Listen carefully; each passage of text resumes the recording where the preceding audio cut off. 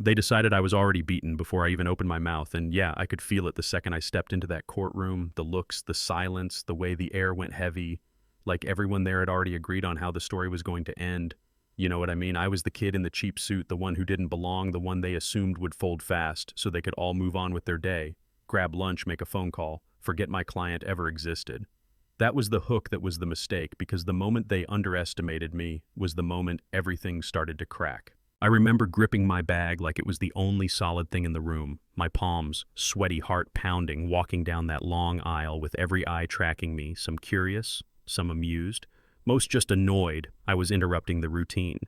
The judge didn't even bother hiding it. He looked at me like I was late to class, not late to court, and the defense attorney, Marcus Hale, didn't look at me at all at first, just smiled to himself like the ending was already written. That smile stayed with me, burned into my head, because I'd seen it before on cops, on clerks, on people who decide who you are before you get a chance to speak. When the judge asked who I was, his tone said everything like, "Explain yourself, justify your presence." I introduced myself, stumbled a little. Yeah, I did. Because nerves are real, especially when you've spent your whole life being told you don't belong in rooms like that. When I told them I'd been sworn in last month, I swear I heard someone in the gallery laugh under their breath. The judge sighed, the kind of sigh that says, "This is going to be a waste of my time," and he suggested, a continuance suggested, I step aside, suggested my client take the money and disappear quietly. Marcus chimed in smoothly. $5,000, generous, like he was doing us a favor. I looked at my client, Mrs. Brooks, sitting there, small but stubborn hands folded, eyes tired but sharp, and I knew exactly why I was there. I told them she didn't want the money, she wanted her home. You could feel the irritation spike like I'd just said the wrong line in a play. Marcus launched into his argument like he was on autopilot, citations, statutes, zoning law, words stacked on words, until it all sounded airtight. He spoke with the confidence of a man who has never been truly challenged, never had to doubt that the system would catch him if he stumbled. When it was my turn, I didn't go to the podium. I stayed where I was, held onto the table, took a breath, and asked a simple question. About a case he'd cited. About a ruling that had been overturned 3 days earlier. The silence after that was real thick, the kind you can hear ringing in your ears. Marcus froze. The judge frowned, and for the first time that morning the script slipped. I showed them the decision, watched the judge read it, watched his jaw tighten, watched Marcus scramble for an explanation that didn't quite land. That's when the room shifted. I could feel it, like the ground moved under everyone's feet. I didn't raise my voice, didn't grandstand, I just kept going, pulled out the independent audit, explained the damage, explained why it looked like sabotage. When I said the word racketeering, yeah, that's when the reporters woke up, phones came out, and Marcus finally looked at me like I was real. The judge warned me, threatened me, tried to shut it down, but it was already too late. The thread was loose, and I kept pulling. I laid out the payments, the shell company, the surveyor, all of it, piece by piece, not rushing, letting the weight of it sink in. Marcus objected. The judge banged his gavel, tried to reframe the whole thing around unpaid taxes like that would make it all go away. And for a moment it almost worked, because I didn't have the receipts on me, and the judge used that moment to slam the door rule against us, order the eviction.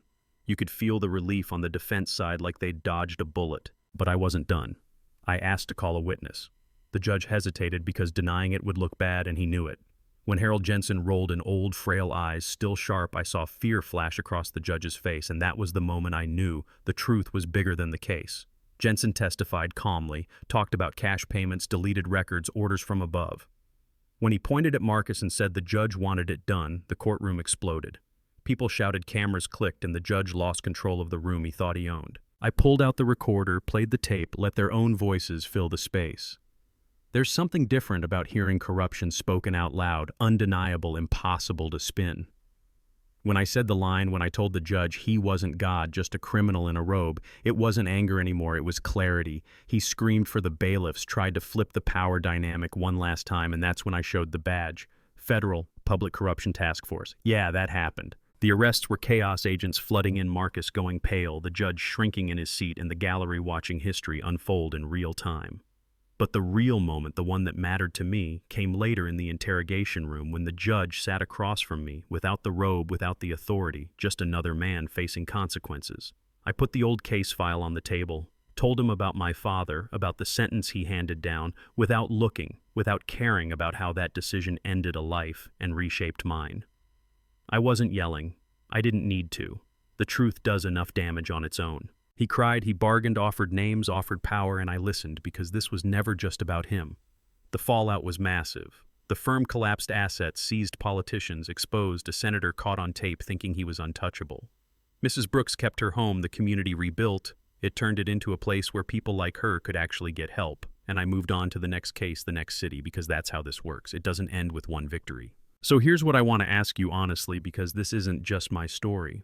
How many times have you seen someone written off the moment they walked into the room, judged by their clothes, their voice, their background? And how many times were those judgments wrong? Drop your thoughts in the comments. Argue with me if you want. Tell me what you've seen, what you've lived through. If this story hit you like the video, share it with someone who's ever been underestimated, and stick around because there are a lot more rooms that still need to be shaken.